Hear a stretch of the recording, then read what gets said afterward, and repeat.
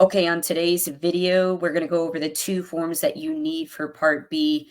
Right off the bat, I will tell you that there's three situations in which you'll be enrolling in Part B. One is your initial enrollment period, which is that 7-month window, the 3 months before your birthday, the month of your birthday, and the 3 months after. So this is kind of a situation if you maybe forgot to enroll in Part B.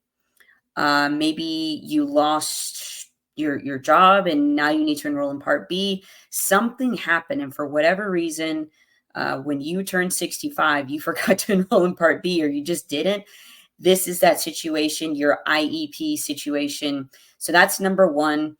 Number two is going to be a special election period. So this is you enrolling in Part A. Maybe you were going to continue to work. That's the plan. Now you're 67, 68. You're coming off of your group coverage. Heck, maybe even 70. You're a hard worker. You love your job. You love that income. And so if that is you, then you're going to be looking in the special election period time frame. And then the last scenario is going to be the general enrollment period. This is the oopsie. Something happened and you just forgot to enroll in Part B. Maybe you got your dates mixed up, but this is outside of that 7-month window. This is outside of that special election, which, by the way, you've got 8 months. That is the magic number, 8 months after you come off of group coverage to enroll in Part B without penalty. So that time period after that, in either of those situations, that is called general election period, which is from January 1st to March 31st. So use the time codes that are in the little chapters, whatever you want to call them, and jump to that section. Don't watch the whole thing. Jump to it, get your Medicare done. That's the whole point of Medicare Media. So the first one we're going to go over is IEP, Initial Enrollment Period. This is the 3 months before your birthday, the month of, and the 3 months after. So Part B is usually when you enroll, I'm going to enroll in both. I've actually had some people that, oops, they forgot to enroll in Part B. I don't know why they didn't think they needed it, but hey, I know it's a lot. So this is if you enrolled in A and oopsie, you forgot to enroll in B and you're still in that 7-month window. Now, because of that, if we pull up the form, and we're going to go through this form step by step, this is what you're going to need to fill out on CMS 40B. Let's get to it. Okay, this is what the form looks like. And this is to, again, enroll in Part B. You have Part A. If you don't have Part A, then apply for Parts A and B of Medicare during your initial enrollment period at SSA.gov. Okay. Your Medicare number. So because you have Part A, you more than likely have this number. It's on your red, white, and blue card. If you don't have your red, white, and blue card, you'll want to give SSA a call or Medicare a call, and they'll be able to supply that number for you. Fill out your information. Do you wish to sign up for Medicare Part B? You better check yes. If that is not checked, they're just going to whoop, slide your page across and denied. Okay, check that. Do you currently have, or did you have, coverage through an employer or union group health plan? So you can answer this yes or no.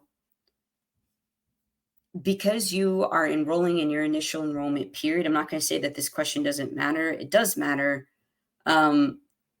because they need to know, it's by law, you have to disclose what you are currently on. So check yes, check no, and move on to the next question. Are you currently an international volunteer? Okay, if you are, answer that question.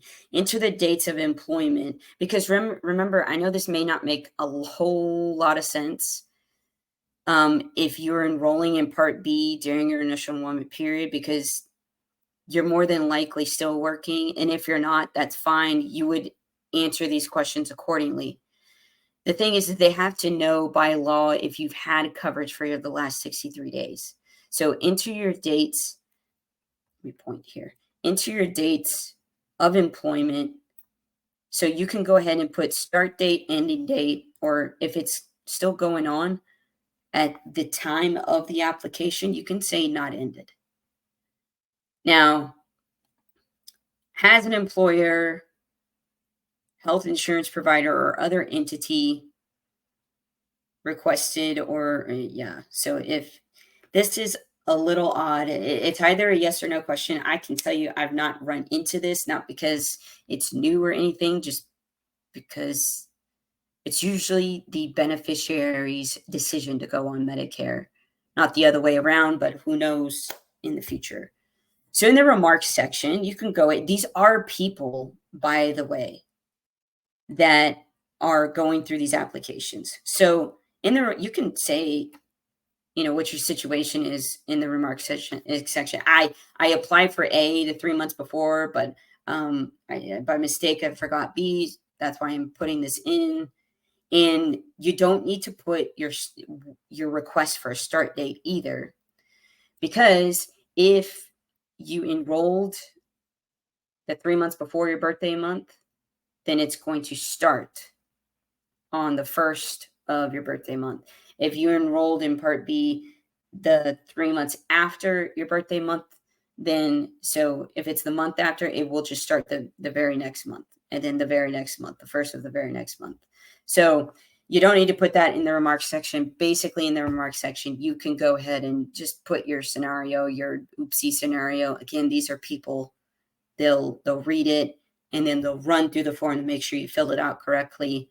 And these forms aren't hard. You just need to know in the yes or no scenario, where do you lie and are you giving the right amount of evidence? For initial enrollment period, it's evidence enough. Your birthday. Your birthday is the evidence. So it's the 3 months before your birthday, a month of, and the 3 months after. And that's for IEP. So the next situation that we're going to go over is a special enrollment period. So this is the situation. You turned 65. You chose to enroll in A only.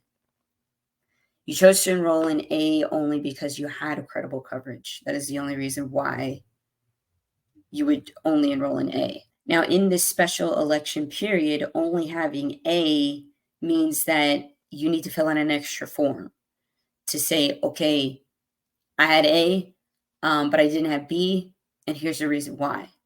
So you're going to need this form for Part B, the CMS for, 40B. You'll also need CMS L564. CMS L564. This is the request for employment information. So with this request, you're going to fill out half. Your employer is going to fill out the other half, and I'll pull up that form too. This is the application for Part B. So the only thing that I'm going to change here is in the remarks section. In the remarks section, because you're in a special election period, you can actually say, I want my coverage to start on this date. The magic number is to start this 3 months before you know you're going to retire. So the 3 months before, you could say, okay, I want my coverage to start May 1st. You submitted the application in March. Okay. So you don't want it to start April 1st, because then you'd be paying for two coverages. Maybe you're not retired yet in April. So you would need to put on there May 1st to start. So that's really the only difference. Now, let me share with you the L564 form that you need. You need two forms in this scenario. Okay, don't get it twisted. Let me pull that. Okay, this is the request for employment information. So this is the form, again, that goes along with the CMS 40B. So in this form, your information. Okay, let's hang out right here, because this is this is a spot where there's some speed bumps sometimes. All right, so the applicant's name is going to be who is applying for Medicare Part B, the individual signing up for Medicare Part B. So then you put your social security number. The employee's name is the person who had the credible coverage. So these two things can be the same thing. If you're also the employee that had the credible coverage, go ahead and put the same information, just copy. But if your spouse was the employee and you were the dependent for this credible coverage, then you would put their name and their social security number.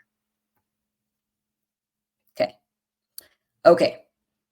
Let's go on. So section B is to be completed by the employers. Okay. So is or was the applicant covered under, so if in any way they see this to be no, this is not a good, they'll just whoop, pass it along and say denied. So when you get the form back from your employer, you need to make sure that that is checked yes. Okay, if yes, give the date the applicant's coverage began. Some employers will put the policy of that year, the effective date. They'll put the 1st of January in that current month. That is not what Medicare wants to see. They want to see that the coverage started at least in the month that the person turned 65. To be just an easy way to put this, gosh, if you started work for this person or this company in 2002, just put that date. Put 05/2002 and boom, it's covered. You definitely turned 65 after 2002. Okay. If yes, give the date the coverage ended. Okay, sorry. Has the coverage ended? Yes or no? So if you're currently working and you're getting this done early, maybe you're retiring in 2 months and you're getting it done while you're still covered, then go ahead and push no. If you've already retired, you have brought your potted plant home from your office. You've cleaned out your office, and and now they say, maybe you retired at the 8th of the month and you've got coverage for the rest of the month. Then and actually in that fact you would say no. This is really when the coverage is ended means like literally the coverage is ended. Okay, I had a scenario of a lady who just enjoyed her retirement. I mean, I think she went to the beach or something the first couple of months. She's like, okay, back to real life. I need Medicare. So she needed to put the 2 months previous when the coverage had actually ended. So then she puts yes. Okay.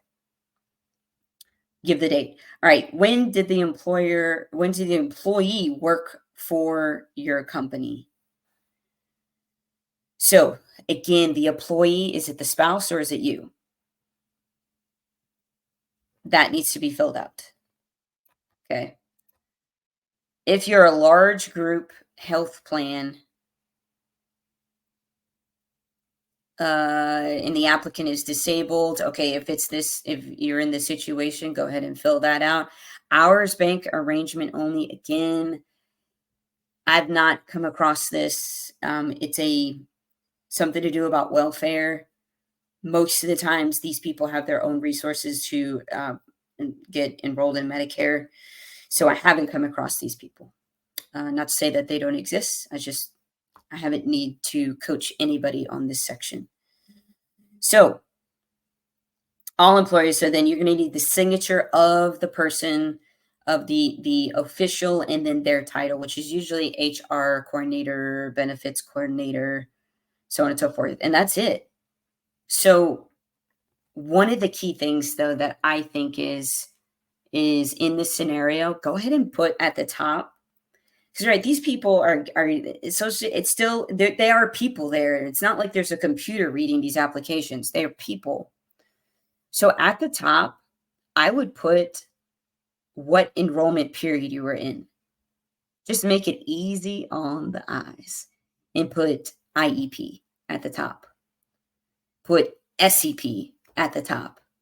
or put GEP at the top, which is general enrollment period. We're about to go into that one.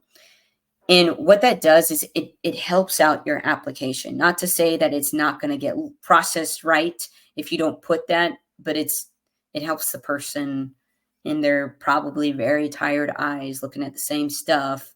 You're just ensuring it's another layer of protection that your application gets processed thoroughly and correctly the first time.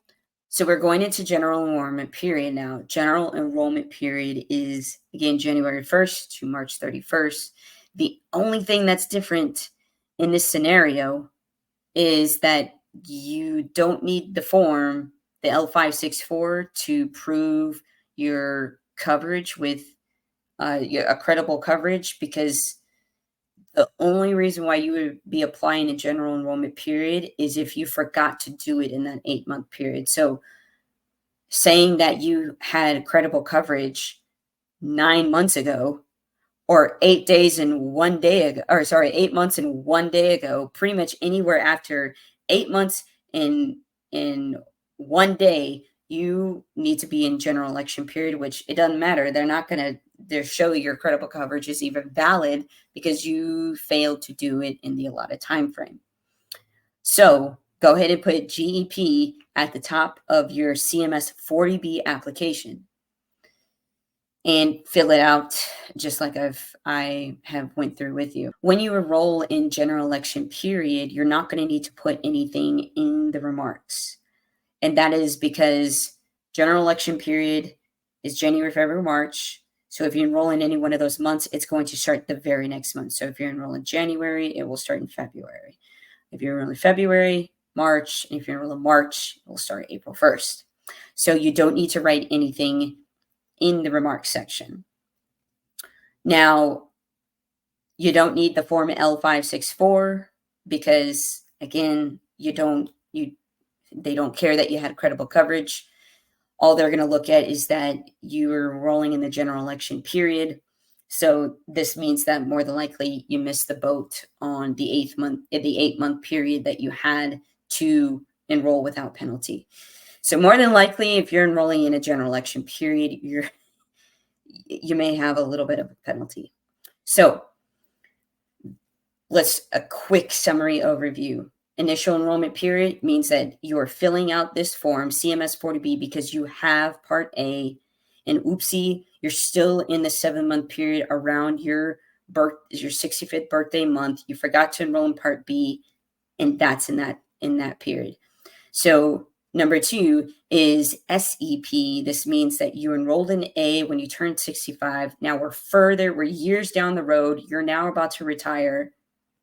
And you also need to prove using form CMS L564 that you had credible coverage. So 2 forms in the SEP scenario. In the third scenario, general election period, which is the January, February, March, the very beginning of the year. And in this period, you have missed the IEP period. You have missed the SEP period, the 8 months that you have after you come up of credible group coverage. You miss that. The only time period you can enroll in Medicare Part B, Medicare in general, is going to be January, February, March. And that is that period. It's easy, as a quick review, to put that on the top of the page, IEP, SEP, or GEP. Other than that, that's it. And those are the 2 forms that are needed for Part B, 1 form in certain scenarios. So do me a favor, if you got anything from this video, and put into the comments, please, any questions that you may have upon enrolling in Part B. You know, there's a lot of if this, then that's in Medicare, and that's what Medicare Media is here to do, is just to answer those questions, make these videos, and hopefully you get something out of it. Like, comment, subscribe. See you in the next one.